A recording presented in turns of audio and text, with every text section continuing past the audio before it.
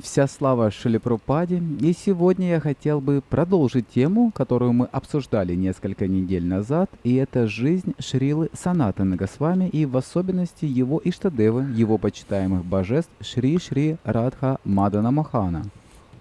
Throughout all these months of study and reflection and speaking, I've learned one thing, and that is we can only understand Vrindavan Dham through the devotees who live there, either physically or within their hearts. За все эти месяцы изучения, размышления и чтения лекций я понял одну вещь, а именно то, что Вриндаван Дхаму мы можем понять только через преданных, которые либо физически здесь присутствуют, либо Вриндаван Дхама в их сердца. In a lecture on March 4th, 1966 in New York, Prabhupada said that, quote, the real meaning of going to a sacred place is to find out some intelligent scholar in spiritual knowledge. В лекции 4 марта 1966 года в Нью-Йорке Шрила Прабхупада сказал, истинный смысл посещения святого места заключается в том, чтобы найти разумного ученого, посвященного в духовное знание.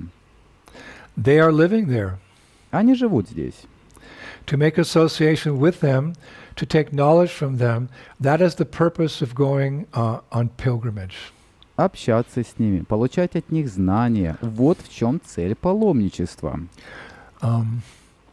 Prabhupada said, my residence is in Vrindavan, so in Vrindavan there are many great scholars and saintly persons living, so one should go to such holy places, not simply to take a bath in the water there. Шрила Прабхупада говорил, мой дом во Вриндаване. Во Вриндаване живут многие великие ученые и святые. Необходимо отправиться в эти святые места не просто, чтобы искупаться здесь. So, to understand Vrindavan, we need the mercy of a Brajabasi like Srila Prabhupada. Чтобы постичь Вриндава, нам необходима милость таких Браджабаси, как Шрила Прабхупада. Or like Srila Sanatana Goswami, because Srila Sanatana Goswami, of course, he's an eternal resident of Goloka Vrindavan, but he spent 35 years in Gokul Vrindavan on this planet. Или таких преданных, как Шрила Санатана Госвами, поскольку он провел 35 лет в Гокула Вриндаване.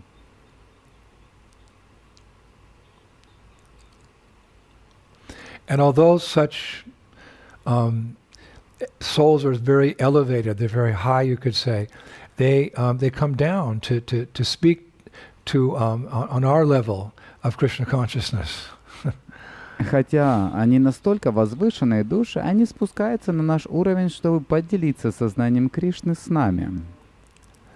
And they do it in such a way that they seem to just like blend in, almost like ordinary persons, in order to gain our trust and so that they can enlighten us. И они делают это таким образом, что кажется, что они смешиваются с обычными людьми, чтобы обрести наше доверие и просветить нас. In the beginning years of the Krishna conscious movement, the first few years, Prabhupada just lived with the devotees in the same building, in the same room sometimes. В начале развития нашего общества Шрила Прабхупада жил вместе с преданными в одном здании и даже в одной комнате. And Srila Sanatana Goswami was the same way when he was present in Vrindavan. He was always very personal with the Brajabasis. И Шрила Санатана Госвами вел себя так же. Он обращался очень личностно с каждым из Бриджабаси. There's actually 3 verses in the Bhakti Ratnakara by Srila Narahari Chakravarti which shows how personal Sanatana Goswami was with the people, and at the same time giving them transcendental knowledge. И Шрила Нарахари Чакраварти говорит в Бхакти Ратнакаре 3 стиха о том, каким образом Санатана Госвами был очень личностным с каждым, и в то же время он духовно помогал им продвигаться. And there's 3 verses that I've chosen. И 3 стиха, которые я выбрал. And for time's sake, we'll just have Mahavan read them in the beautiful Russian language. И для того, чтобы сэкономить время, мы попросим Махавана прочитать их на красивом русском языке. Хотя Санатана Госвами был наиболее отреченным, и его любовь к жителям Браджа вышла за границы его отречения, и из великой любви к ним он всю ночь говорил с ними на мирские темы.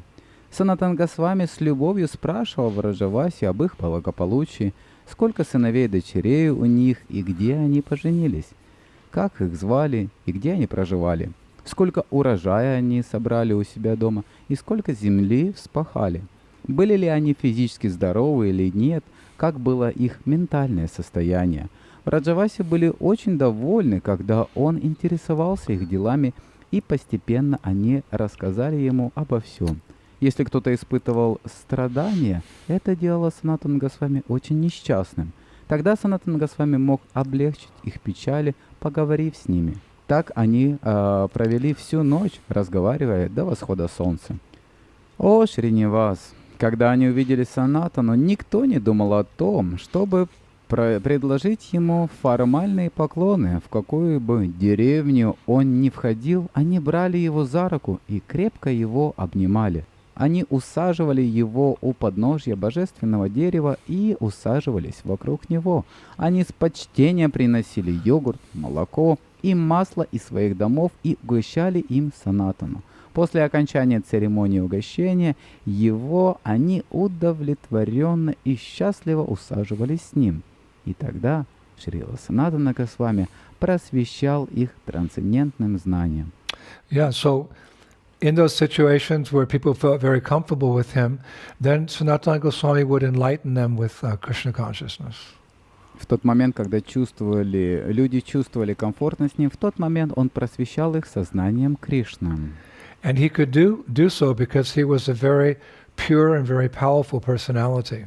И он мог это делать, поскольку он был очень чистым и очень возвышенной личностью. We hear how so in Shri Kavikarna Purna's Gora Gonadesha Dipika, text number 181. И мы можем узнать из произведения Гор Ганадеша Дипика 181 текст. Shri Rupa Manjari Preshta Purasid Rati Manjari Sochite Namabhedena Lavanga Manjari Buddhahai, that quote, Rupa Goswami's closest friend, who is known by the names Rati Manjari and Lavanga Manjari, appeared in the pastimes of Sri Chaitanya Mahaprabhu as Sri Sanatana Goswami, who is considered to be a personal expansion of the body of Sri Chaitanya Mahaprabhu. Близкая подруга Рупы Манджари, известная под именем Рати Манджари и Лаванга Манджари, явилась в играх Шри Чайтанья Махапрабху как Шри Санатана Госвами, который считается продолжением тела Шри Чайтаньи Махапрабху. So these personalities, these special divine personalities, they're very kind, and by God's grace we can choose one amongst them, like Srila Prabhupada, to guide us every step of the way back to Goloka Vrindavan. Так, эти личности очень добры, и по милости Господа кто-то выбирает одну такую личность, например, как Шрила Прабхупада, и которая будет вести его на всех направлениях духовного We get мира. that instruction in the Srimad Bhagavatam. Мы получаем это наставление из Шримад Бхагаватам. Anuvratanam shishyanam putranam cha dvijottama anapristam api bhrayur goravo dina vatshala. Quote, O best amongst the Brahmanas, those who are spiritual masters are very kind to the needy. О лучше среди браманов те, кто является духовными учителями, очень добры к нуждающимся. They are always kind to their followers, disciples and sons, and without being asked by them, the spiritual master describes all that is knowledge. Они очень добры к своим последователям, ученикам и сыновьям, и даже не спрашивая их, духовный учитель открывает им все знание. So it will do us good to learn more about Sanatana Goswami's life and teachings today. Поэтому сегодня для нас будет полезным узнать больше о жизни и учении Шрилы Санатана Госвами. And I thought an interesting angle would be to hear what is dear to him and make that dear to us. И я подумал, что было бы интересно услышать о том, что дорого его сердцу, и сделать это дорогим для нас. And there's no secret what was dear to Srila Sanatana Goswami. И ни для кого не является секретом, что было дорого для Шрилы Санатаны Госвами. What was his life and soul? Что была его жизнь и душа. That's revealed in a Bengali song called Jaya Radha Krishna Giti. Мы можем узнать это из известного бенгальского баджана под названием Джая Радха Кришна Гити. Jaya Radha Madan Mohan, Radha Madan Mohan, Radhe, Shanatera Pran Danahe. Jaya Radha Madan Mohan, Radha Madan Mohan, Radhe. Yes, that translation. All glories to Radha and Madan Mohan, the treasure of Sanatana Goswami's heart. Вся слава Радхи и Мадана Мохану, сокровищу сердца Санатаны Госвами. Jaya Radha Madan Mohan, Radha Madan Mohan Radhe.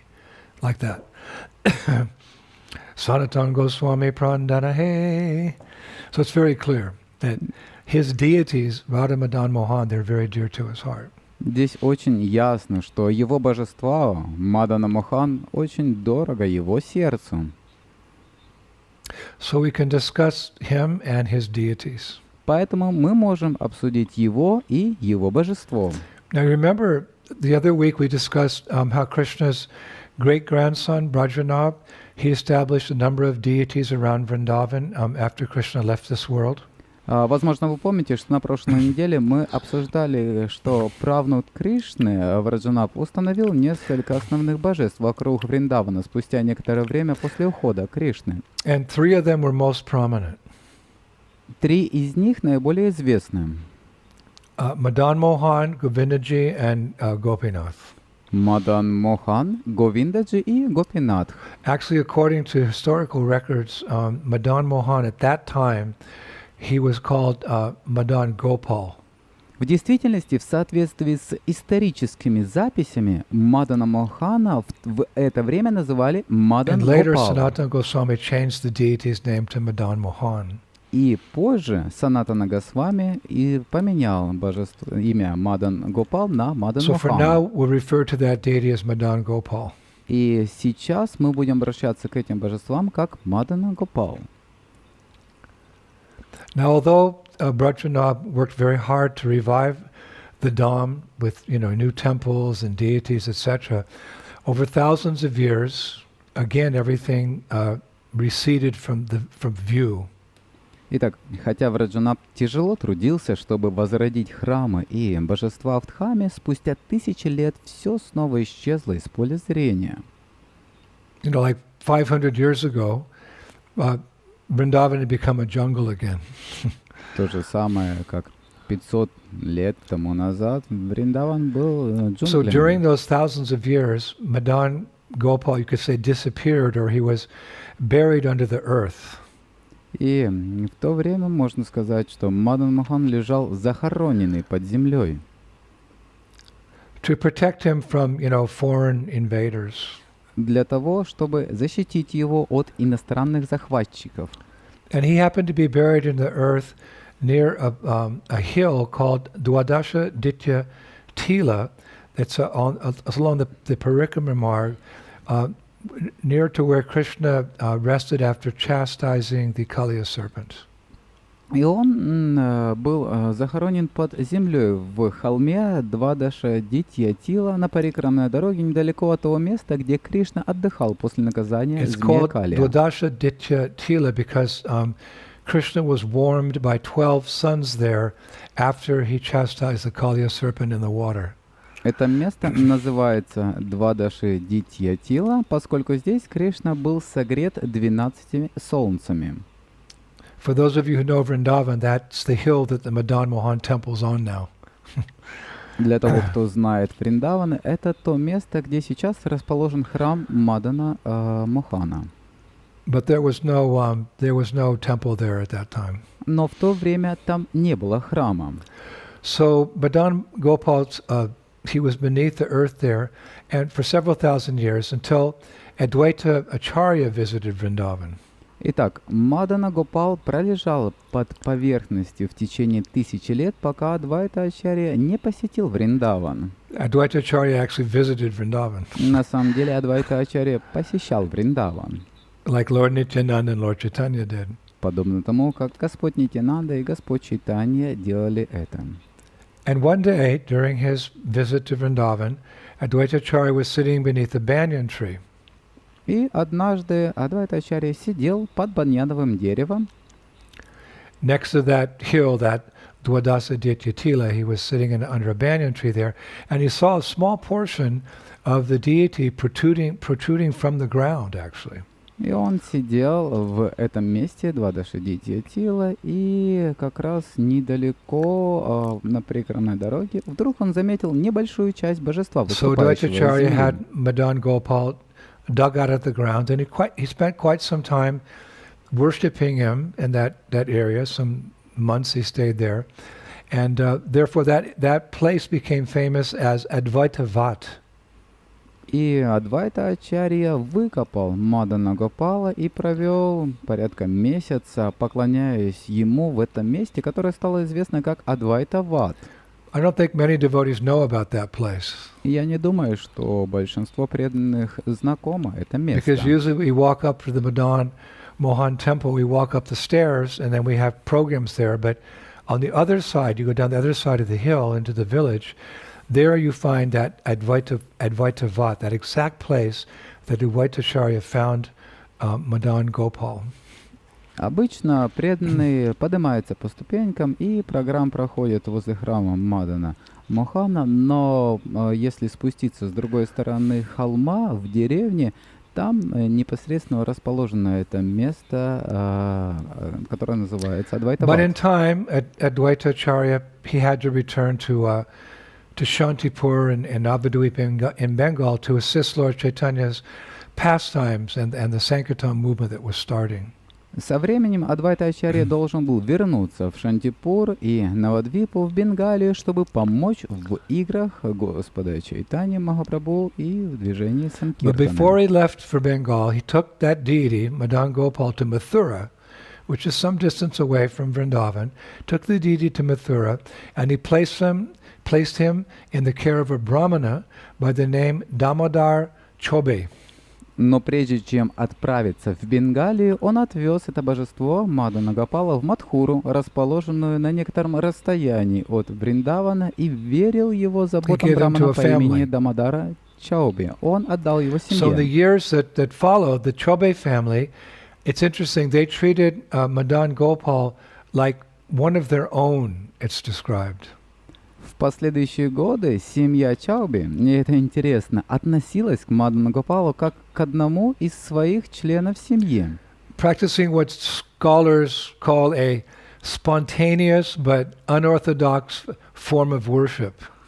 Практикуя то, что описывается учеными как спонтанная, но нетрадиционная форма поклонения. It was appreciated by the Lord, but very spontaneous. Господь ценил это, но это было очень спонтанно. For example, Damodar Chobe's wife, who was a great devotee, she served Madan Gopal as if she were his mother. Например, жена Дамодара Чауби, которая была великой преданной, служила Мадану Гопалу так, как если бы она была его матерью. She had a son whose name was Sadhana, but she loved both boys, meaning her son and Madan Gopal equally, and she made no distinctions between them. Both were her sons. У нее был сын по имени Садхана, однако она любила обоих мальчиков, своего сына и Мадана Гопала, одинаково, и не делая никаких различий между ними. Оба были ее сыновьями. And the amazing thing that I discovered is that Sadhana would play with the local boys of Mathura down by the banks of the Jamuna River, and sometimes the deity, Madan Gopal, he would come with him, assuming the form of a Brahmana boy, and play ball with all the other children. И поразительным, как я обнаружил, было то, что Садхана играл с мадхурскими мальчиками на берегах возле реки Ямуна, и иногда божество Мадана Гопала ходил вместе с ним, приняв форму мальчика Брамана, и играл в мяч со всеми остальными детьми. In other words, the deity would come off the altar and assume the form of a boy, like a Brahmana boy, and play with all the other boys. Другими словами, божество сходило с алтаря, принимало форму мальчика, мальчика Брамана, и играло с другими мальчиками. It's pretty amazing. Это довольно удивительно.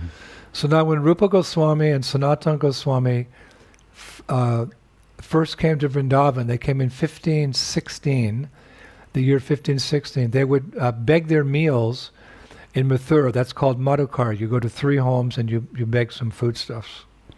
Когда Рупа Госвами и Санатана Госвами впервые пришли во Вриндаван в 1516 году, они собирали подаяние в Мадхуре. Это называется Мадхукари, когда приходишь в 3 дома и просишь там еды. So one day they're doing Madhukari in Mathura, and Sanatana Goswami knocked on the house of the Chobes, Damodar Chobe. He knocked on that door to get some prasadam. Итак, однажды они собирали Мадхукари, и Санатана постучался в дом Чоби, к Дамодару Чоби, он постучался в дверь, чтобы раздобыть немного he could see the прасада. altar, and on the altar he could see the form of Madan Gopal playing his flute. И когда они открыли дверь, он увидел алтарь, а на алтаре он увидел форму Мадана Мохана, играющего на своей флейте. And Sanatana Goswami fell in love with the deity. И Санатана Госвами влюбился в это божество. And when he got the rotis, he left, but he kept thinking about that deity when he was returning to Vrindavan. И когда он получил роти, он ушел, но продолжал думать об этом божестве всю дорогу. And he was so attracted to that deity that he would regularly visit the Chobes, the Chobe family, for Madhukari. But his real purpose was to see the deity, not just to get something to eat. И божество было настолько привлекательно, что он регулярно навещал Чоби, вы знаете семью Чоби, ради Мадхукари, но его истинной целью было увидеть божество, а не просто что-нибудь поесть. Spontaneous way they were worshiping the deity. И он заметил, что они очень спонтанно поклоняются божеству. So one occasion he instructed Damodar Chobe's wife in the proper etiquette of worshiping the deity. Однажды он дал наставление супруге Дамодара Чоби соблюдать этикет поклонения божеству. So she immediately accepted Sanatana Goswami's advice, and she began worshiping the deity according to all the rules and regulations that are given in deity worship. Она сразу же приняла совет Санатана Госвами и начала поклоняться божеству в соответствии со всеми правилами и предписаниями, которые он дал для поклонения And she божеству. also forbade her son, Sadhana, to eat, play, or sleep with Madan Gopal. И еще она запретила своему сыну Садхане есть, играть или спать вместе с Маданом Гопалом. So that night, after Sanatana Goswami got back to Vrindavan, Madan Gopal appeared in his dreams, and Madan Gopal also appeared in the dream of Damodar Chobe in Mathura. В ту ночь, после того, как Санатана Госвами вернулся во Вриндаван, Мадана Гопала явился ему во сне, и Мадана Гопала также явился во сне Дамодара Чоби в Мадхуре. И Господь дал им разные наставления. It's described he was desiring a new arrangement. The Lord wanted a new arrangement. Как было описано, он желал нового соглашения. Господь желал нового порядка. So to Sanatana Goswami in his dream, Madan Gopal said, Mrs. Chobe loved me and her son equally, but on your advice now, she distinguishes between the two of us, worshipping me with rituals and keeping me at a distance. Итак, во сне Санатана Госвами Мадана Гопала сказал: «Миссис Чоби любила меня и своего сына одинаково, но из-за твоего совета она теперь проводит между нами различия, поклоняясь мне в соответствии с ритуалами и держа меня на расстоянии». kind of a mild chastisement. Что-то вроде мягкого наказания. So then in the dream of Damodar Chobe in Mathura, the Lord said to him, I have been with you a long time, but now I want to live with Sanatana Goswami. You have your son, Sadhana, but Sanatana has no one. So please give me to him right away. А во сне Дамодара Чоби в Мадхуре он сказал, Господь сказал ему, «Я был с тобой на протяжении долгого времени, но теперь я хочу жить с Санатана Госвами. У тебя есть сын, Садхана, а у Санатаны нет никого, так что, пожалуйста, отдай меня ему незамедлительно». So the next morning when Sanatana Goswami woke up, he felt a little bad because he'd been chastised, so he wanted to go to the Chobe family to apologize for giving those instructions about formal worship. Итак, на следующее утро, когда Санатана Госвами проснулся, он почувствовал себя плохо, потому что он был подвергнут наказанию. Поэтому он хотел пойти к семье Чоби, чтобы извиниться за то, что он дал те наставления относительно формального поклонения. When Damodar Chobe opened the door, Sanatana didn't have time to apologize because the gentleman, Damodar Chobe, he greeted him with the news that Madan Gopal wanted to go with Sanatana Goswami. He wanted to be served in Vrindavan. Но когда он пришел и постучал в дверь, и когда Дамодара Чоби открыл дверь, у Санатаны не было времени извиниться, потому что господин Дамодара Чоби поприветствовал его новостью о том, что Мадана Гопал хочет приехать с Санатана Госвами. Он хотел принять его служение, он хотел, чтобы ему служили во Вриндаване. So Sanatana Goswami was in bliss. Санатана Госвами был в блаженстве. And the Chobes, they were a little sad, but they were very surrendered devotees, so they happily accepted whatever the Lord wanted to do. So Sanatana Goswami took the deity, and he came back to Vrindavan.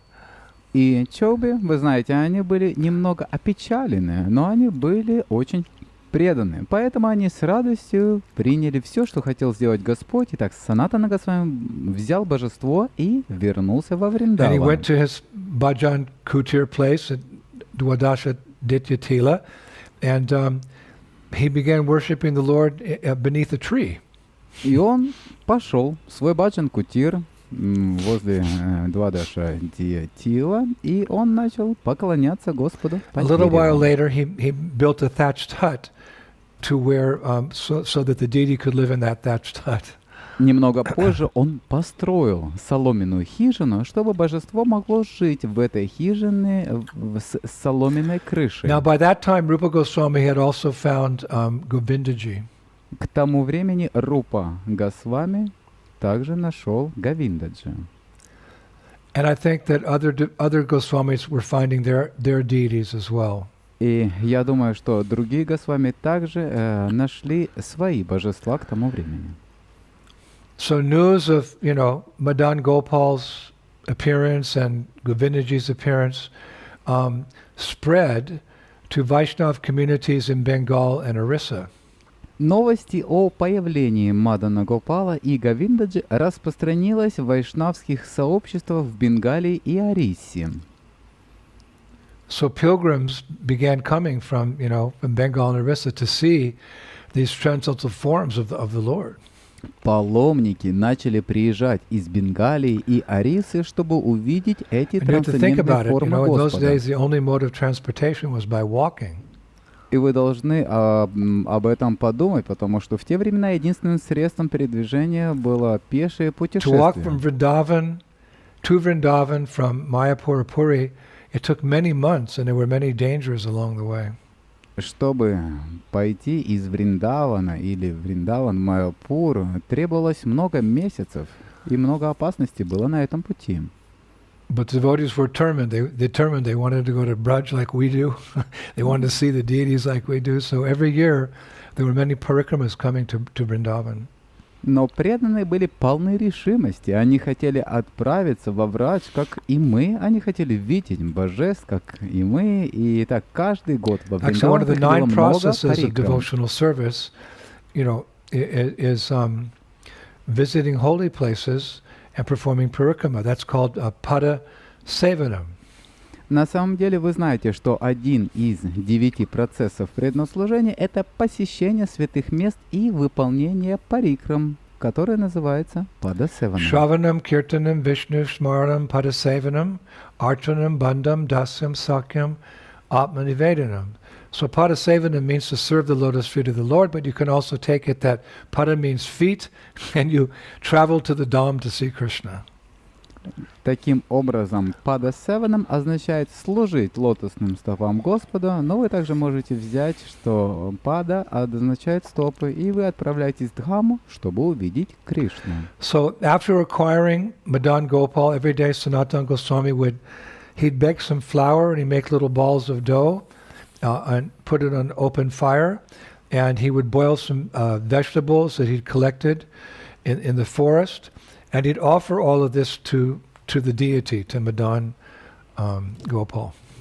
И таким образом, обретя Мадана Гопала, Санатана Госвами каждый день просил немного муки и лепил из теста шарики и ставил их на открытый огонь. И он варил овощи, собранные в лесу, и предлагал все это божеству Мадана Гопалу.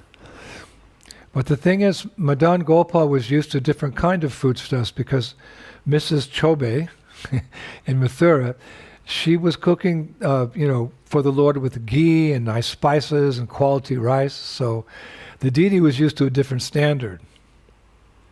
Итак, но дело в том, что Мадана Гопала привык к разной пище, потому что миссис Чоби готовила для Господа еду на ки, использовала изысканные специи и рис самого высшего качества, и божеству поклонялись по другому стандарту. Said to Sanatana Goswami, И однажды божество сказало Санатане Госвами. Deities can speak to their pujaris, their devotees. Да, божество может говорить со своим пуджари. So he said to Sanatana Goswami, "Sir, every day you're offering me these tasteless meals. Can't you at least add a little salt?" Итак, божество сказало Санатана Госвами: каждый день ты предлагаешь мне эту пресную, безвкусную пищу, не можешь ли ты хотя бы добавить немного соли? Sanatana Goswami replied, И Санатана Госвами ответил: I'm your eternal servant, Lord, but if I get you salt today, tomorrow you're going to ask me for ghee. And if I spend my days begging for food and cooking your meals, how will I fulfill the orders of Mahaprabhu? «Я твой вечный слуга, Господь, но если сегодня я достану соли, завтра ты можешь попросить ги. А если я буду проводить дни, выпрашивая еду и готовя для тебя пищу, то как я смогу выполнить указания Махапрабху?» Mahaprabhu had also told the Goswamis to write books and to find holy places. Вы знаете, Махапрабху также сказал Госвами писать книги и находить святые места. So then Sanatana Goswami took a chapati ball and placing it into Madan Gopal's outstretched hand, he said, "Please accept what I have, and if you want more, please make your own arrangements."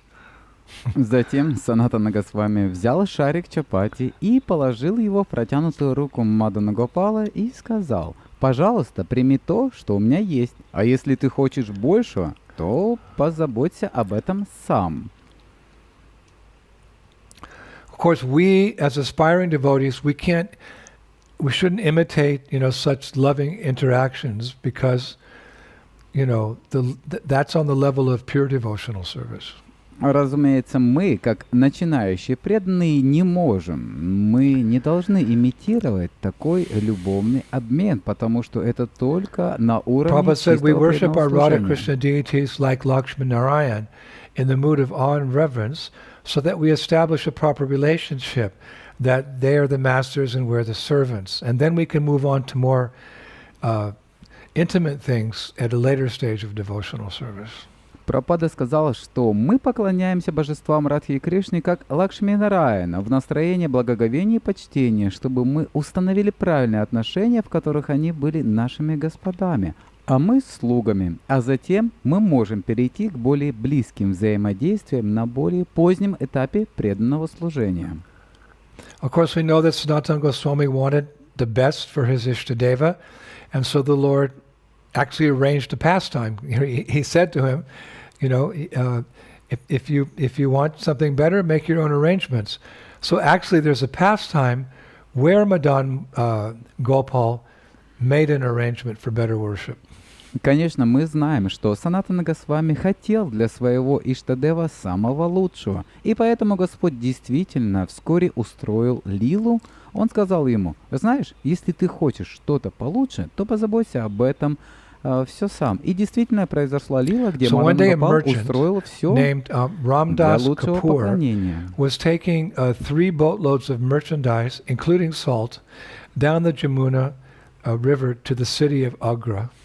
Итак, однажды торговец по имени Рамадас Капур переправлял 3 баржи с товарами, включая соль, через Ямуну в Агру. When suddenly his boats got stuck on the sand flats at Kaliagat, which is near that hill. Когда внезапно его баржа застряла на песчаной мели Калиагата, что было недалеко от холма. And despite all the efforts of Ramdas and the sailors, the boats wouldn't move. Несмотря на все попытки, предпринятые Рамдасом и его матросами, баржа не двигалась с места. So at that time, the Madan Gopal deity, he had again assumed the form of a cowherd boy. He got off the altar, and he was playing with some of the Brajabasi boys down by the river. И в то же самое время божество Мадана Гопала снова принял форму мальчика-пастушка и сошел с алтаря, чтобы поиграть с некоторыми мальчишками в Раджавасе на берегу реки. Stuck, he approached Ramdas Kapoor, who didn't have a clue who was approaching him, and he said, "Sir, on top of that hill lives a great saint. He can help you." Поэтому, когда Мадана Гопал увидел, что лодки застряли, он лично подошел к Рамдасу Капуру, который не имел ни малейшего понятия, кто приблизился к нему, и сказал: «Господин, на вершине этого холма живет великий святой, он точно поможет тебе». Kapoor climbed up the hill and he explained his difficulty to Sanatana Goswami. Услышав это, Рамдас Капур забрался на холм и описал свое затруднительное положение Санатане Госвами. And as always, Sanatana Goswami was always sympathetic to the distress of others. Sanatana Goswami took the merchant to where Madan Gopal had again assumed his deity form in that little hut that he'd built. He came back up and he was back as the deity. So he took Ramdas Kapoor to that spot. И, как всегда, Санатана Госвами всегда с сочувствием относился к страданиям другим, и Санатана Госвами привел купца туда, где Мадана Гопал снова принял форму своего божества, в ту хижину, которую он построил, он вернулся и снова стал божеством. Pray to this Lord, and he will help you. Санатана сказал: молись Господу, и Он поможет тебе. So Ramdas Kapoor appreciated this opportunity. Рамдас Капур был признателен этой возможности. So he looked at Sanatana Goswami and he said, Он посмотрел на Санатана Госвами и сказал: Sir, if the Lord frees my boat and I get to Agra without being attacked by thieves, I will be extremely grateful. From my profits, I will build him a beautiful temple here. Господин, если Господь освободит мою лодку, и я смогу добраться до Агры, не подвергнувшись нападению воров, я буду чрезвычайно благодарен. Из своих доходов я построю ему здесь прекрасный храм. A few seconds after that, a huge rainstorm broke out, and it quickly raised the water level high enough to free the boats from the sand. Всего через несколько секунд после этого разразился сильный ливень, который действительно быстро поднял уровень воды настолько, чтобы освободить лодки от песка. Ramdas, he reiterated, he again said his pledge to Sanatana Goswami that if he sold these goods in Agra, he'd come back and build a temple.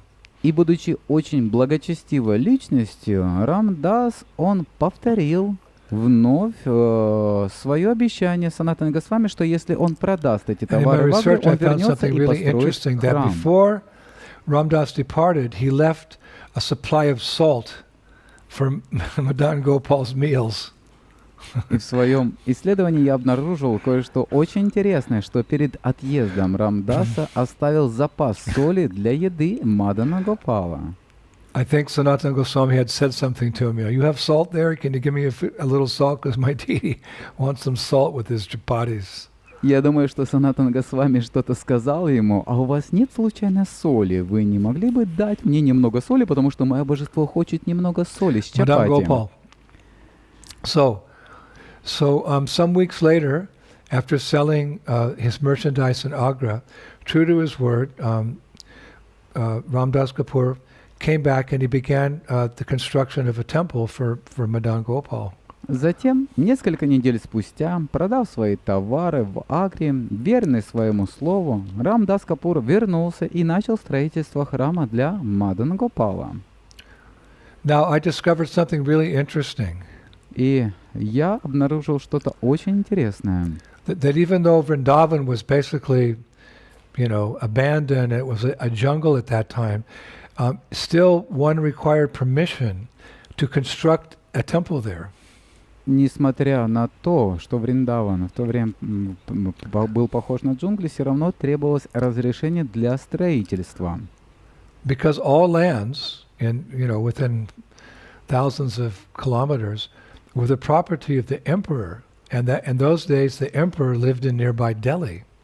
Потому что все земли, вы знаете, в пределах 1000 километров, все эти земли были собственностью императора, а император в те времена жил недалеко от During Дели. that period when the six Goswamis lived in Vrindavan, the emperor's name was Akbar. В период, когда 6 Госвами жили во Вриндаване, императора звали Акбар. And sometimes we mention Akbar in our lectures. И иногда мы упоминали Акбара в наших лекциях. He was Muslim, but he was very open-minded. He was actually interested in other religions. Он был мусульманином, но он был очень открытым. Он также интересовался другими религиями. He came to Vrindavan a couple of times, actually. В действительности, он был во Вриндаване несколько раз. So in the year 1573, Emperor Akbar, he gave Jiva Goswami permission to construct 4 temples in Vrindavan for Madan Gopal, for Govindaji, Gopinath, and Yugala Kishore. Итак, в 1573 году император Акбар разрешил Дживе Госвами построить 4 храма во Вриндаване для Мадана Гопала, для Говиндаджи, Гопинатха и Югала Кишора. It was interesting. Интересно. So Ramdas Kapoor, he completed Madan Gopal's temple in the year 1580. Итак, Рамдас Капур завершил строительство храма Мадана Гопала в 1580 году. And he also donated a large agricultural plot of land to provide the temple and its pujaris with sufficient produce, vegetables and fruits. А также он пожертвовал большой сельскохозяйственный участок земли, чтобы обеспечить храм и его пуджари достаточным количеством продуктов, овощей и фруктов. So as the temple started to appear, Vrindavan became even more popular. Так начали появляться храмы, и Вриндаван стал еще более популярным. Now, the son of Maharaj Patrapurudra, who we read about in Chaitanya Charitamrita, in Jagannath Puri, his son's name was Purushottam Jana. Итак, сын Махараджа Пратапарудры, о котором мы слышали из Чайтанья Чаритамриты в Джаганнат-Пури, которого звали Пурушоттама We hear about Джана. Maharaj Patrapurudra a lot in the Chaitanya Charitamrita. Мы слышали о Махараджа Пратапарудре много из Чайтанья Чаритамриты. So when his son, Purushottam Jana, heard that Madan Gopal and Govindaji, the deity of Rupa Goswami, were being worshipped without consorts, he wanted to render some personal service to those two lords. И когда сын Пурушоттама Джана услышал, что Мадан Гопалу и Говиндаджи, божество Рупа Госвами, поклонялись без супруга, и он хотел оказать личное служение двум господам. So he consulted with devotees in Puri, and he sent a very well guarded caravan with two deities of Radharani to Vrindavan, along with, cloth and ornaments and other valuable items of worship. И он посоветовался с преданными в Пури и отправил во Вриндаван хорошо охраняемый караван с двумя божествами Шримати Радхарани вместе с одеждой, украшениями и другими ценными предметами для поклонения. Now, overjoyed by the arrival of these two goddesses, devotees in Vrindavan started making big arrangements for festivals in both temples, the Madan Mohan temple and the Govindaji temple. Обрадовавшись приезду двух богинь во Вриндаван, Madan Gopal. Madan Gopal and Govindaji. преданные тщательно подготовились к праздникам в обоих храмах. But Madan Gopal, in a playful way, he personally changed those plans. Но Мадана Гопал в игровой форме лично изменил эти планы. Now, one night before the festival, he appeared to the Pujari in the Madan Gopal temple in a dream. Однажды ночью он явился пуджари в храме Мадана Гопала во сне. And in the dream, he said to the Pujari, the two deities who have just arrived from Jagannath Puri are not both Radha. The larger one is actually Lalita. Both should be installed with me. Он сказал во сне: два божества, только что прибывшие из Джаганнатха-Пури, не являются одновременно Радой. Более крупная — Лалита. Обе должны быть установлены вместе со мной. That meant no deity for Govindaji. И это означало, что нету божества для Говиндаджи. But that Radharani deity for Govindaji came later, and I'll tell that pastime another time. И божество для Говиндаджи прибыло позже, и я в другой раз расскажу эту лилу. So the Pujari's dream and Madan Gopal's order, that spread pretty quickly throughout Vrindavan. И сон Пуджари и веление Мадана Гопала распространились по Вриндавану And очень быстро. all the Brajabasis were in bliss. И все вайшнавы Бриджабаси были в блаженстве. And they placed at the festival, they placed the smaller deity of Radha on Madan Gopal's left and the larger one, Lalita, on Madan Gopal's right. И они поместили божество, которое было поменьше, Радху, слева от Мадана Гопала, которое было побольше, Лалиту, справа от него. Now at this point, when Radharani was there with Madan Gopal, at that point, Sanatana Goswami changed the deity's name to Madan Mohan. Теперь, когда Шримати Радхарани была установлена рядом с Мадана Гопалом, Шрила Санатана Госвами изменил имя божества на Мадана Мохана. No, the deity's name was Madan Mohan. Имя божества стало Мадана Моханна. And together with Radharani, they're addressed as Radha Madan Mohan. И вместе с Радхарани к ним обращаются как Радха Мадана Мохана.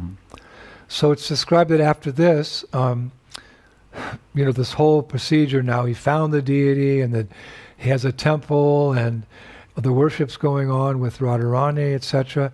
It's described that Sanatana Goswami was lost in the bliss of serving the divine couple day and night. И теперь описывается, что после этого, как Санатана Госвами нашел божеств, как Шримати Радхарани появилась, описывается, что Санатана Госвами был потерян в блаженстве служения божественной чете день и ночь. But then he remembered the two other things that Mahaprabhu had given to him, the other tasks, which is to write books and discover places of Krishna's lost places of Krishna's pastimes. Но затем он вспомнил о двух других заданиях, которые дал ему Господь Чайтанья, а именно писать книги и открывать затерянные места игр Кришны. And he began to feel that his blissful service to now Madan Mohan by doing that service he was neglecting the other aspects of his mission in Vrindavan. И он почувствовал, что своим блаженным служением Мадана Мохану он пренебрегает важными аспектами своей миссии. So, broken-hearted but determined, he prayed to the deities, Radha Madan Mohan. И с разбитым сердцем, но решительный, он взмолился божеству Радха Мадан Мохана. He prayed, quote, "O Master and Mistress of my heart, please forgive me, but I must attend to the duties given to me by Lord Chaitanya." Он молился следующим образом. «О Господин, о Госпожа моего сердца, пожалуйста, простите меня, но я должен выполнять обязанности, данные мне Господом So then he Чайтаньей». entrusted the deities and the worship to his servant, whose name was Krishnadas Brahmachari. Затем он доверил храм и божества своему слуге Кришнадасе Брамачари. You know, he felt that establishing temples, you know, that was part of the mission, but now he felt others could carry on the worship. But no one but him could actually write the books that he'd been empowered to write by Chaitanya Mahaprabhu. So he had to focus on that. И он думал, он чувствовал, что создание храмов, безусловно, было частью миссии его, но в то время как другие могли проводить храмовое поклонение, никто, кроме него, не мог писать книги, которые ему было поручено, и он был уполномочен писать. In Pavana Sarovara, in Gokul, in Manasi Ganga, like writing and chanting, etc. Санатан Госвами проводил большую часть своего времени на Радхакунде, Павансароване, Гакуле, Манасиганге, записывая и воспевая, распространяя славу Кришны. But he kept a connection with the deity. Но он продолжал сохранять связь с божеством. One acharya writes, Один ачарья пишет, Sanatan and Madan Mohan may have been separated by distance, but the deity always kept a watchful eye on Sanatana Goswami to ensure that he was protected and his basic needs were provided for. Санатана и Мадана Мохана, возможно, были разделены расстоянием, но божество всегда пристально следило за Санатана Госвами, чтобы обеспечить его защиту и удовлетворить его основные потребности. So we can see that this very historic deity, Madan Mohan, played a very important part in the life of Sanatana Goswami. Что ж, мы можем видеть, что это историческое божество Мадана Мохана сыграло очень важную роль в жизни Санатаны But the Госвами. same deity is also meant to play an important part of our lives as well, as devotees, modern devotees. Но то же самое божество должно играть важную роль и в нашей жизни. Several lectures back, we mentioned that Gaudiya Vaishnavas approach Vrindavan, or you could say spiritual life in general, by taking shelter of three deities in particular, Madan Mohan, Govindaji, and Gopinath. В предыдущих лекциях мы упоминали, что Гаудия Вайшнавы могут приблизиться к Вриндавану, или, как вы могли бы сказать, духовной жизни в целом, в особенности приняв прибежище у трех божеств – Мадана Мохана, Говиндаджи и Гопинатха. We reconnect with Krishna by worshipping Madan Mohan. Мы воссоединяемся с Кришной, поклоняясь Мадана Мохану. We cultivate and nourish our relationship with Krishna by worshipping Govindaji. Мы развиваем и питаем наши отношения с Кришной, поклоняясь Говиндаджи. And we enter into the worship of Krishna in the mood of the gopis by worshipping Gopinath. И мы достигаем цели сознания Кришны, поклоняясь божеству Гопинат, повелителю Гопи. Все Гаудия Вайшнавы. So therefore, Sanatana Goswami, he established Madan Mohan, Rupa Goswami established Govindaji, and Madhu Pandit installed Gopinath. И поэтому Санатана Госвами установил Мадана Мохана, Рупа Госвами установил Говиндаджи, и Мадху Пандит установил Гопинатха. And Prabhupada writes, quote, "These three deities are the life and soul of Bengali Vaishnavas or Gaudiya Vaishnavas, those who have a natural aptitude for residing in Vrindavan."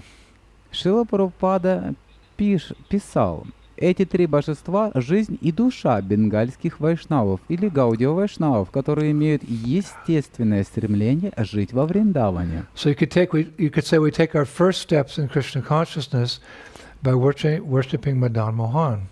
Поэтому можно сказать, что мы делаем первые шаги в нашем сознании Кришны, поклоняясь Мадану Мохану.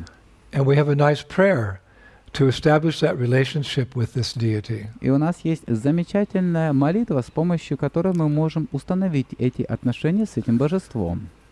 Jayatam Shirato Pangor, Mama Manda Mater Gati, Mat Sarvasva Padam Bojo, Radha Madana Mohano. Quote, Glory to the all-merciful Radha and Madan Mohan.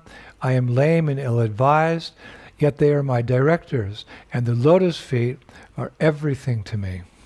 Слава всемилостивому Радха Мадана Мохану. Я неудачлив и неразумен. Несмотря на это, они мои наставники, и их лотосные стопы являются для меня всем. And one acharya has written very nicely. Один ачарья очень замечательно написал. Madan Mohan's enchanting smile draws surrendering souls away from sense gratification, nullifies their attachment to long-standing bad habits, and frees them from the grasp of Cupid.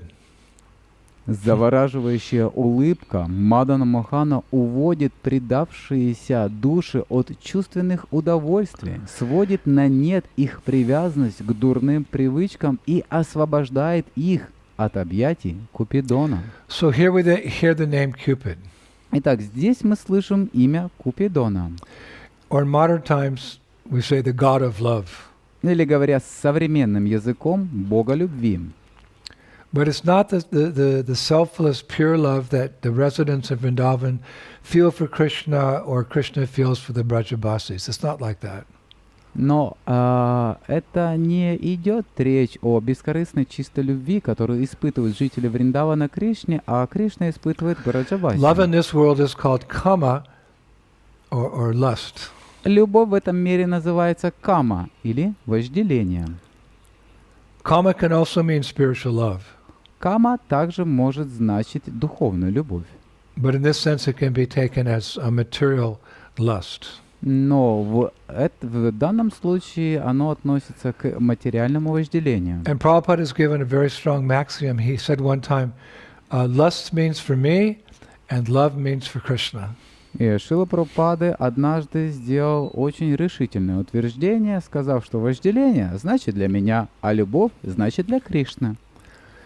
And according to self-realized souls, what we call as love in this world is really just a perverted reflection of love in the spiritual world. Согласно самореализованным душам, то, что мы называем любовью в этом мире, является искаженным отражением любви в духовном мире. And when we rediscover that love in the spiritual world, then our propensity to love is completely satisfied and fulfilled. И когда мы обретаем эту любовь, наша собственная склонность к любви удовлетворяется. We sometimes say in our lectures that the intrinsic nature of sugar is that it's sweet, the intrinsic nature of salt that it's salty, the intrinsic nature of water is wet. So the intrinsic nature of us as spirit souls, our deepest intrinsic nature is to love and to be loved. Иногда мы говорим на наших лекциях, что истинная природа или сущность сахара, что он сладкий, природа соли — быть соленой, природа воды — быть влажной. Таким образом, истинная сущность нас, как духовных душ, это глубочайшая внутренняя природа со тем, чтобы любить и быть любимым. But we won't find that love in this world. Но мы не найдем такой любви в этом мире. If only because love is temporary here. Хотя бы потому, что любовь здесь временна. What is the value, ultimate value of something that's here today and gone tomorrow? Какова ценность того, что сегодня здесь есть, а завтра We see as уже much as нету? we love someone, when we lose them, we miss them that much. So there's also some pain involved. Мы видим, как сильно мы любим кого-то. Когда теряем его, мы так сильно скучаем по нему. Так что тут тоже So есть yes, it's какая-то natural боль. to love, but we have to love that which is eternal, and that's our relationship with Krishna. Krishna is perfectly capable of satisfying the loving desires of every created being forever. That's love. Так что да, любить естественно, но мы должны любить то, что вечно. И вот наши отношения с Кришной вполне способны удовлетворить любовные желания каждого сотворенного So we should существа deal with навсегда. love И in это this есть world. You know, we любовь. have our families, we have our friends, we have our country, but we should know the ultimate goal is to love Krishna. Поэтому мы должны иметь дело с любовью в этом мире. И вы знаете, что у всех нас есть наши семьи, наши есть друзья, страна. Но мы должны знать, что конечная цель — любить Кришну. And the love of this world, the person in charge of that temporary love is Cupid. И любовь этого мира, личность, которая отвечает за это временное тело, это He's Купидон. not a Disneyland, a Disney World character. Он не Диснейленд, не является персонажем Диснейленда. He's not a mythical person. He's a real thing. Он не мифический человек, он настоящая личность. You know, Santa Claus is not true, but Cupid is true. Санта-Клаус — это неправда, но Купидон — это правда. There's no Santa Claus, sorry. Нет никакого Санта-Клауса, Many простите. devotees are celebrating Christmas, but there's no Santa Claus. Многие преданные празднуют Рождество, но нет никакого Санта-Клауса. Many scholars say that Lord Jesus Christ appeared in the springtime, not the winter. Многие ученые говорят, что Иисус Христос явился весной, а не зимой. And we won't get into that now. Мы не будем вдаваться в это But Cupid сейчас. is real. Но Купидон And реальный. people even have songs about him. А люди даже сочинили песни о нем. Like in my country in America in the 1960s, there was a song everyone was singing about Cupid. Например, в моей стране, в Америке, в 1960-х годах была песня, которую все пели о Купидоне. And Mahavan will give the translation of that song now. И переводчик Махаван сейчас прочитает перевод этой песни. Итак. Купидон, натяни свой лук и позволь своей стреле попасть прямо в сердце моей возлюбленной ради меня. Купидон, пожалуйста, услышь мои рыдания, и пусть твоя стрела полетит прямо в сердце моей возлюбленной для меня. Go ahead, there's 3 verses. Я не хочу тебя беспокоить, но я в беде. Есть опасность, что я потеряю все свое счастье, потому что я люблю девушку, которая не знает о моем существовании, не знает, что я существую, и это ты можешь исправить. Теперь, Купидон, если твоя стрела сделает ее любовь ко мне сильной, я обещаю, что буду любить ее отныне и во веки веков. Я знаю, между нами ее сердце мы можем украсть. Помоги мне, если хочешь. Купидон, натяни свой лук, и пусть твоя стрела войдет прямо в сердце моей возлюбленной для меня. Купидон, пожалуйста, услышь мой плач, и пусть твоя стрела полетит прямо в сердце моей возлюбленной ради меня. Now, most songs these days, that's the theme. Boy loves girl, girl loves boy, boy lost girl, girl lost boy, like that. Итак, большинство песен на эту тему. Мальчики любят девочки, девочка любит мальчиков, мальчик потерял девочку, девочка потеряла мальчика. Вот так. But really, to be really happy, we have to become freed from the influence of Cupid. Но чтобы быть по-настоящему счастливым, нам нужно быть освободиться от влияния Just like our Купидона. Grihastha couples, they're experiencing real loving relationships because they're working together to serve Krishna. То же самое, как наши грехастха пары, они испытывают настоящие любовные отношения, потому что они работают вместе, чтобы The служить transcendental Кришне. Cupid, Krishna. Но ради трансцендентного Купидона But we have to Кришны. become free from this Cupid of this world. And how do we do that? We do that by transferring our attachment to Krishna, who's the original object of love. Но мы должны освободиться от этого Купидона этого мира. И как нам это сделать? Мы делаем это, перенося нашу привязанность к Кришне, который является изначальным объектом And that's любви. where Madan Mohan comes in. И тут в дело вступает Мадан Мохан. Because he's so attractive that even Cupid is attracted to Krishna. Поскольку Кришна настолько привлекателен, что даже Купидон привлекается Кришной. Madan Mohan means the attractor of Cupid. Мадан Мохан означает тот, кто привлекает Купидона. That means Madan Mohan's more attractive than Cupid. Это означает, что Мадан Мохан более привлекателен, чем Купидон. So you just do the math. Поэтому вы просто сами If you become attracted посчитайте. to Madan Mohan, you won't be under the influence of the little Cupid of this world. Если вас привлекает Мадан Мохан, вы не будете находиться под влиянием маленького And that's Купидона good because этого Krishna мира. says in Bhagavad Gita that it's lust only, Arjuna, which is the all-devouring sinful enemy of this world. И это хорошо, потому что Кришна говорит в Бхагавад-гите, что это не только, что это только Арджуна, это вожделение, которое является пожирающим just греховным how врагом этого мира. Cupid became attracted to Krishna, Madan Mohan, is illustrated in the following pastime. И теперь о том, как Купидона привлек Кришна, Мадан Мохан, можно проиллюстрировать в следующем эпизоде. A long time ago, Cupid tried to entice Shiva to unite with Parvati, but that wasn't the time for uniting with Parvati, so that really made Lord Shiva angry. Итак, это было давным-давно. Купидон пытался соблазнить Шиву, чтобы соединиться с Парвати, но это было не время для объединения с Парвати, так что это действительно рассердило Господа So what Шиву. Shiva did is he burned Cupid's body to ashes, actually, leaving the god of love in a ghost-like state.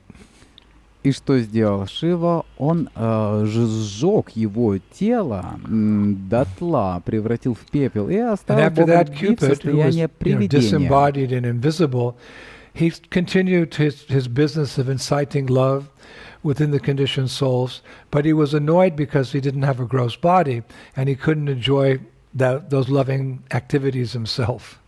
И после этого невидимый и бестелесный Купидон продолжал разжигать любовь в обусловленных душах, досадуя на то, что без грубого тела он больше не мог лично So then one day наслаждаться своим Cupid, he's also искусством. known as Kamadev, the deity of lust, or he's also known as Manmata. Manmata means he's the churner of hearts. Manmata is the churner of the hearts. И однажды Купидону, известному также как Камадев, божество вожделения, или его еще называют Манмата, So one day he was feeling kind of bored because he'd incited lust into the hearts of all created beings in creation. There was nobody he hadn't touched with his arrows. ему немного стало скучно, потому что он разжег вожделение или похоть в сердцах всех сотворенных живых существ в творении. But then several, demigods told him that there was in fact a person presently on the earth planet who had never and never would ever be influenced by lust. Тогда несколько полубогов сказали ему, что на самом деле есть личность, присутствующая на планете Земля, которая никогда не поддавалась вожделению. And the reason is because that person was transcendental to everything in creation. И причина, по которой это было так, потому что эта личность была трансцендентна ко всему в этом творении. So Cupid was like shocked that he'd missed this person. Купидон был потрясен, что он пропустил эту личность. So when he asked the devatas who that person was, they replied that that person's name was Krishna, И когда он Shri спросил Krishna. полубогов, кто эта личность, они ответили, что это Кришна, Шри Кришна. And that at that very moment, that very youthful Krishna was enjoying rasa dance with the Braja Gopis in Vrindavan on the earth planet. И в этот момент юный Кришна наслаждался танцем раса с юными девушками в радже. So Cupid couldn't, believe the demigod's like glowing appreciation of this Krishna. Купидон не мог поверить, что полубоги светятся благодарностью к Кришне, This youthful boy. этим юным мальчиком.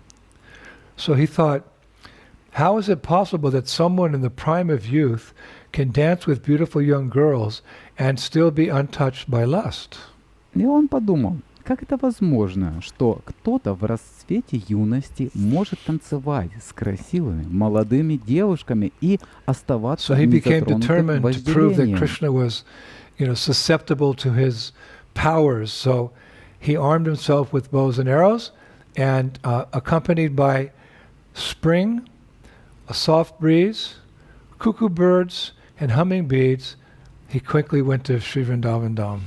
Итак, решительно настроенный доказать, что Кришна был подвержен его силам, Купидон, вооруженный своим луком и стрелами, и описывается в сопровождении весны, легкого ветерка, кукушки и жужжания пчел, стремительно направился во Вриндаван и нашел That was his Кришну. paraphernalia. И это были его параферналии. Spring, a soft breeze, cuckoo birds, and humming bees. Весна, легкий ветерок, кукушка и жужжание пчел. And he went to Vrindavan. He entered a forest where Krishna was just beginning to dance with the gopis, the Rasa Leela. И он стремительно направился во Вриндаван, где Кришна как раз начал танцевать танец со своими гопи. И это было летом. But because Cupid brought springtime with him, when he entered, Radha and Krishna immediately felt refreshed and invigorated by the opulence of the Prince of Seasons. That's spring, the Prince of Seasons. Но так как Купидон принес с собой весну, Радха и Кришна мгновенно почувствовали себя свежими и бодрыми от богатств принца времен года. And responding to that spring atmosphere that Cupid manifested, the divine couple, they sang a song in the Vashanta Raga.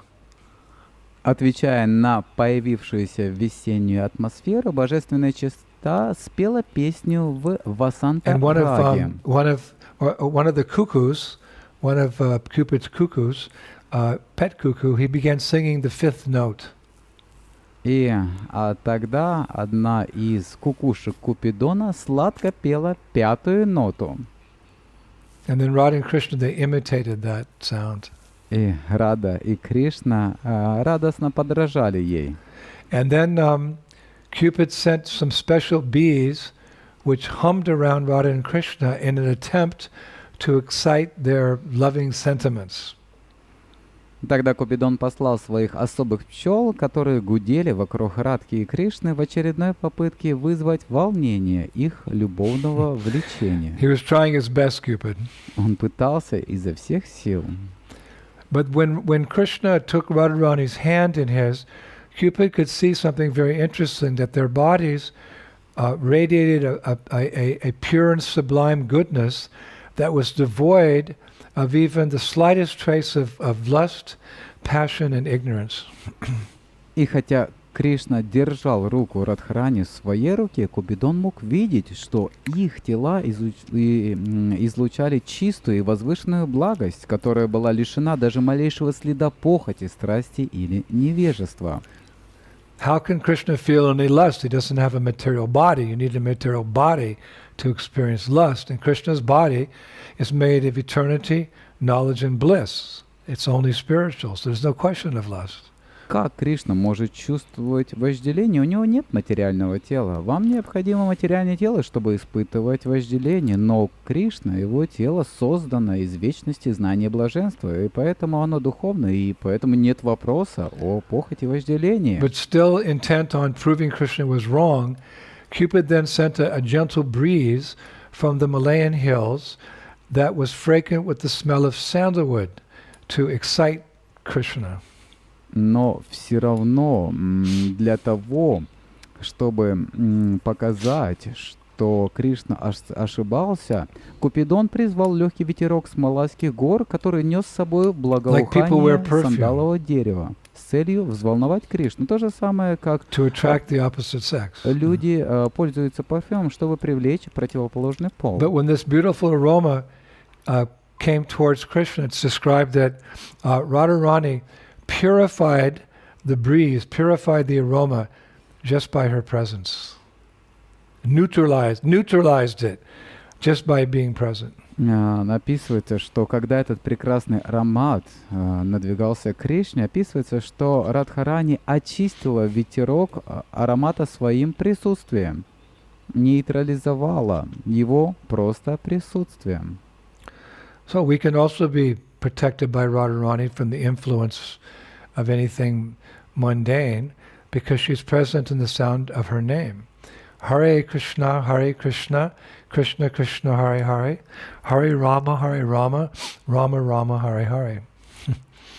Same principle. Таким же образом мы можем быть также защищены Радхарани от всего земного, потому что она присутствует в звуке своего имени Харе Кришна Махамантры. Тот же самый принцип. Ultimately mantra gives us love of God, but there's some side benefits as well. Mantra can also protect you from the influence of the material energy. Итак, мантра может в конечном счете дать нам любовь к Богу, но также есть побочный продукт, что мантра может защитить нас от влияния материальной энергии. Left Sita alone in the forest to respond to Ram's call in the forest, he took his sword and he drew a circle around Sita and with a mantra, he chanted a mantra. So that mantra was so powerful that Ravana couldn't come and touch Sita. That's the power of sound. Точно так же, как Лакшман оставил Ситу одну в лесу, чтобы ответить на зов, и он взял свой меч и начертил круг вокруг Ситы, повторяя мантру. И эта мантра была настолько сильной, что Равана не мог подойти и коснуться Ситы. Это сила звука. Sound is very powerful. It will protect us. Звук очень могущественный, он защищает нас. You know, devotees say, well, one time I had a car accident, one time I fell down the stairs, so how's Krishna protecting me? But the real understanding of protection is that Krishna protects us from the most dangerous thing, and that's illusion, which causes us to forget him. So that's his protection. He's protecting us from the influence of the material energy, so we can always remember him, and by remembering him at the moment of death, we go back home, back to Godhead. So that's what protection means. Вы знаете, что преданные иногда говорят, что однажды я попал в автомобильную аварию или упал с лестницы. Итак, как Кришна защищает меня? Но истинное понимание защиты заключается в том, что Кришна защищает нас от самой опасной вещи. И это иллюзия, которая заставляет нас забыть Его. Так что это Его защита. Он защищает нас от влияния материальной энергии, чтобы мы всегда помнили Его. И, вспоминая о Нем в момент смерти, мы возвращаемся домой к Богу. Так вот, в этом настоящая защита. Krishna wants to kill you, no one can save you, and if Krishna wants to save you, no one can kill you. И если Кришна хочет убить, никто вас не спасет. Если Кришна хочет спасти вас, то никто вас не убьет. But chanting means that, you know, really from the heart. Но воспевание означает, что вы действительно делаете это от всего сердца. Hare Krishna, Krishna Krishna, Hare Hare, Hare Rama, Rama Rama, Hare Hare. So Radharani's presence neutralized the perfume. Таким образом, присутствие Радхарани нейтрализовало аромат. So then Krishna, he took his flute and he started playing it, and that sound entered into Cupid's ear, and it acted like a mystic mantra. Итак, Кришна взял свою флейту и начал играть на ней, и этот звук вошел в ухо Купидона и действовал как мистическая мантра. Cheto Darpana Marjanam started to clean his heart. И это стало очищать его сердце. But still, Cupid was determined. Но все же Купидон был настроен решительно. So as a last resort, he took an arrow and he shot it at his sapphire target. What's the sapphire target? Krishna, because Krishna is bluish black like a monsoon cloud. So, and that arrow went and entered into Krishna's body without any effect. Поэтому в качестве последнего средства он взял стрелу и выстрелил в свою сапфировую мишень. Что это за сапфировая мишень? Это Кришна, потому что Кришна истинно черный, как муссонные облака. И эта стрела входит в тело Кришны без всякого эффекта. It's described like a pebble falls into a raging river. There's no effect. Описывается, что не было никакого видимого эффекта, как камушек, падающий в бушующую реку. So Не было Cupid никакого kept эффекта. releasing more and more arrows like this. But those arrows, instead of returning to the quiver, which is a mystic power he has, when he shoots an arrow, it comes back. He shot all those arrows, they didn't come back. They disappeared into Krishna's body, and he had no more weapons left. Купидон одну за другой выпускал свои стрелы, но вместо того, чтобы, как обычно, вернуться в свой колчан после выстрела, они все растворялись в теле Кришны. So bewildered and humiliated, he was thinking, well, maybe the demigods were right. И таким образом, обезоружив его и оставив его сбитым с толку и униженным, он думал, возможно, полубоги были And then правы. Krishna did something really amazing. И затем Кришна сделал что-то поистине удивительное. He's so kind. Он так милостив. He mercifully revealed himself to Cupid as the Supreme Personality of Godhead in his full glory. Он милостиво явил себя Купидону как верховная личность Бога в своем абсолютном величии. And Cupid saw Krishna as the original transcendental Cupid who attracts all living entities by his name, fame, form, pastimes, and paraphernalia. He saw all that. Купидон увидел Кришну как изначального, трансцендентного Купидона, привлекающего все живые существа своим именем, славой, играми и атрибутами, и он увидел And все then это. Cupid, while gazing at Krishna's beauty and marveling at his prowess, he finally regretted having challenged the Lord. Купидон созерцал красоту Кришны, восхищался его доблестью и сожалел, что бросил вызов And Господу. that's all it took, because, seeing Cupid's repentant attitude, Krishna took pity on him. И это все произошло благодаря, увидев раскаяние Купидона, Кришна сжалился над ним. Just like he did with Indradev in the Govardhan pastime. То же самое, как он сделал с Индрадевом в Лиле с Or he Говардханом. did as Chaitanya Mahaprabhu in delivering Jagai Madhai. И так же, как он сделал, как сделал Господь Чайтанья, освобождая Джагая Мадхая.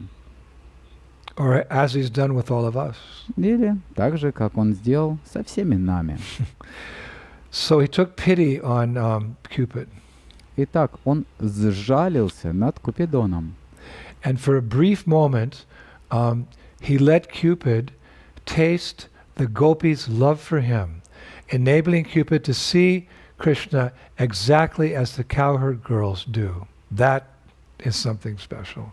И на мгновение Кришна позволил Купидону ощутить любовь гопи к нему, позволив Купидону видеть Кришну глазами девушек-пастушек.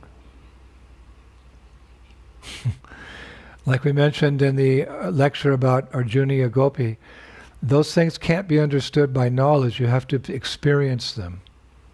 То же самое, как мы упоминали в лекции с Арджуния Гопи, что невозможно это описать, необходимо тело для того, чтобы это ощутить. So Cupid was able to experience those things by Krishna's mercy. И Купидон смог пережить это, почувствовать по милости Кришны. So it's described that Cupid, his heart and eyes Now bathed in love, Cupid felt an overwhelming upsurge of pure loving attraction to Sri Krishna, not comparable to any mundane sentiment. Описывается, что своим сердцем и глазами, утопающими теперь в любви, Купидон почувствовал ошеломляющий всплеск чистого любовного влечения к Кришне, несравнимый ни с какими материальными мирскими чувствами. And it's described that divine ecstasy caused Cupid to forget his own identity. Описывается, что этот божественный экстаз заставил Купидона забыть, кто он такой. Thus he thought of himself as one of the gopis attending to Krishna. Он почувствовал себя одной из гопи, которые служат Кришне. And then he tried to show his love for the Lord like a gopi. И он попытался показать свою любовь к Господу, как это делали гопи. But it was only some brief mercy that Krishna gave. Но это было лишь мгновение милости, которую Кришна дал. Just like in the Bhagavatam, Krishna appears to a young devotee and says, I've appeared before you to give you inspiration to attain me, but I could hardly remain before one who was not complete in devotional service. То же самое, как Бхагаван описывается, «Я явил тебя лишь на короткое мгновение». Кришна является преданным и говорит: «Я явился перед тобой, чтобы дать тебе вдохновение достичь меня, но я едва ли могу оставаться перед тем, кто не был совершенен в преданном служении». So Cupid had a little mercy there, but because he didn't have a gopi's body, and he didn't have the qualification of the gopis, the manner of the gopis, so his ecstasy just kind of turned into bewilderment, and he ended up fainting. Couldn't continue on. Таким образом, Камадев получил немного милости, но потому что у него не было тела гопи, у него не было квалификации гопи и манер поведения гопи. Таким образом, его экстаз просто превратился в недоумение, и он закончился с тем, что он потерял сознание и не мог продолжать. You have to have the body and the mood of the young girls of Vrindavan to stay with Krishna in Vrindavan in that way. But that one can't attain that in time. Вы должны обладать телом и настроением юных девушек Вриндавана, чтобы оставаться с Кришной во Вриндаване таким образом, чтобы со временем достичь этого. Это возможно. So because he was so attracted to Krishna, from that day on, Krishna got the name Madan Mohan, the attractor of Cupid. Voila! И потому, что из-за того, что он был так привлечен к Кришне, с того дня Кришна получил имя Мадана Мохана, тот, кто привлек Купидона. And that spot where Cupid fainted, the whole pastime took place and he fainted, that spot in Vrindavan is called Mohanater. И то место, где Мадана Мохан потерял сознание, называется Моханатер. And when that day comes, when we go back on Vrindavan Parikrama, during Kartik, we will go there and we will pray to Madan Mohan Krishna. We can even pray to Cupid because he got the right idea, to free us from Cupid's influence so that we can be fully surrendered to the transcendental Cupid in the spiritual world, Sri Krishna. We'll go there. И когда придет тот день, когда мы вернемся во Вриндаван на Парикраму, во время нашего посещения, мы приедем туда и будем молиться Мадану Мохану Кришне, потому что он получил правильную идею, как необходимо освободить нас от влияния Купидона, чтобы мы могли полностью предаться трансцендентному Купидону в духовном мире, Шри Кришне, и мы поедем туда. Now, during this time, it's stated that Cupid was not visible to the gopis while this was all going on because Krishna didn't want to interrupt the rasa dance. Описывается, что все это происходило, и гопи не видели Купидона, потому что Кришна не хотел прерывать танец раса. The gopis were only aware of their own ecstatic exchanges with Krishna. Гопи осознавали только свои собственные экстатические обмены любви с Кришной. And it's also described that further appreciating Cupid's remorse, Krishna freed Cupid from Lord Shiva's curse. That curse had taken away his body. And he was given not only a new body, but the opportunity to advance spiritually by joining the Lord's earthly entourage. Wow. И как еще Кришна оказал признательность за раскаяние Купидона, Кришна освободил Купидона от проклятия Господа Шивы, и ему было дано не только новое тело, но и возможность духовного роста, присоединившись к земному окружению Господа. To participate in Krishna's pastimes. Like, wow. Чтобы присоединиться к лилам Господа. Вот это да. And how did that happen? И как это было? It's described that night, Cupid merged with the Vasudev aspect of Krishna's body and later took birth from Rukmini in Dwarka, appearing within the body of the Lord's Vishnu Tattva expansion, Pradyumna. It's pretty technical, but it's interesting. Как это было? В ту ночь Купидон слился с аспектом Васудева в теле Кришны, а затем родился от Рукмини в Двараке, явившись как экспансия Вишну-татвы Господа Прадьюмны. Немного техническая информация, но она очень важна. And having, once again obtained a body, Cupid was reunited with his consort Rati. И вновь обретя тело, Купидон воссоединился со своей супругой Рати. And he lived with her in Dwarka up until the destruction of the Yadu dynasty, after which he returned to the heavenly planets. И он жил с ней в Двараке до разрушения династии Яду, после чего вернулся на райские планеты. It's interesting, he didn't go back to Vrindavan in the spiritual world. Интересно, что он не отправился во Вриндаван в духовном мире. And the Acharyas give a reason for that. И ачарья приводит причину тому. They say that Cupid's intimate connection with Pradyumna indicates that Cupid's devotion to Krishna is mixed, it's not spontaneous, and for this reason he can't enter into Braj. Nor do his weapons have any effect there in Vrindavan. Они говорят, что тесная связь Купидона с Прадьюмной указывает на то, что преданность Купидона Кришне смешанная, а не спонтанная. По этой причине он не мог войти во Врадж, и его оружие там не действует. If we're very strict, living in Vrindavan, and we're chanting and serving very nicely, anywhere in the world actually, then Cupid can't affect us. И это означает, что если мы очень строги, живем во Вриндаване, и мы воспеваем, и служим очень хорошо, даже в любой точке мира, на самом деле, тогда Купидон не сможет повлиять на нас. Anyway, there's only one Cupid in Vrindavan. В любом случае, только один Купидон во Вриндаване. That's the transcendental Cupid, Krishna. И это трансцендентный Купидон Кришна. And this is what Kaviraj Goswami says in Chaitanya Charitamrita. И это то, что говорит Кришнадас Кавирадж Госвами в Чайтанья Чаритамрите. Vrindavane apakrita navina madhana kama gayatri kama bija yanra upashana. In the spiritual realm of Vrindavan, Krishna is the spiritual, ever-fresh Cupid.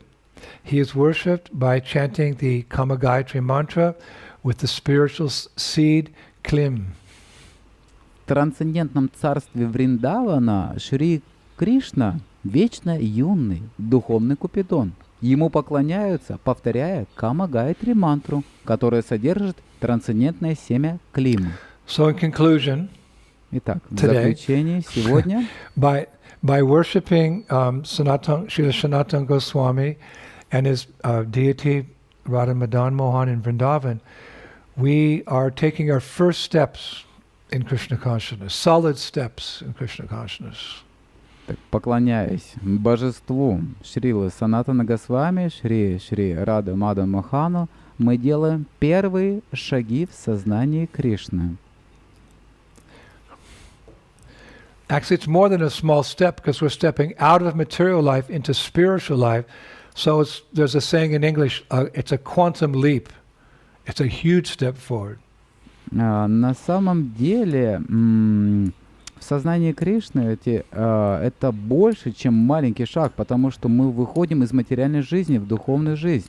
Так что, как говорят по-английски, мы совершаем квантовый скачок. Therefore, even the newest devotee is to be complimented that he or she has taken a big step out of material life into the world of Krishna consciousness. That's something wonderful. Поэтому даже самых начинающих людей мы благодарим за это, что они сделали большой шаг из материальной жизни в мир сознания Кришны. Это что-то удивительное. And then we enter into the world of the transcendental Cupid. И тогда мы входим в трансцендентный мир трансцендентного Купидона, Our eternal lover, Krishna. нашего вечного возлюбленного Кришны. So in that light, we will finish with a verse, a very nice verse from Rupa Goswami's Padyavali. Итак, в связи с этим мы закончим стихом, который приводится Рупа Госвами в Падьявале. Not by wearing saffron cloth, not by restricting food and other sensual activities, not by living in the forest, not by discussing philosophy, not by observing a vow of silence, but only by taking up the process of devotional service to the lotus feet of Lord Govinda, who enjoys pastimes on the Jamuna's wide banks, can one stop the influence of Kamadev, Cupid.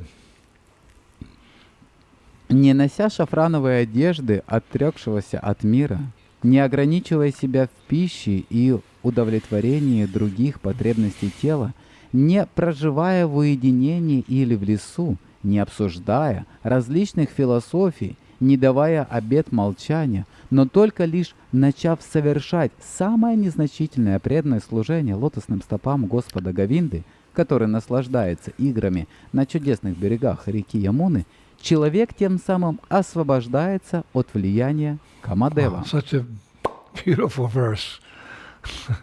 Такой красивый текст. All glories to Rupa and Sanatana Goswami. Вся слава Рупи и Санатани Госвами.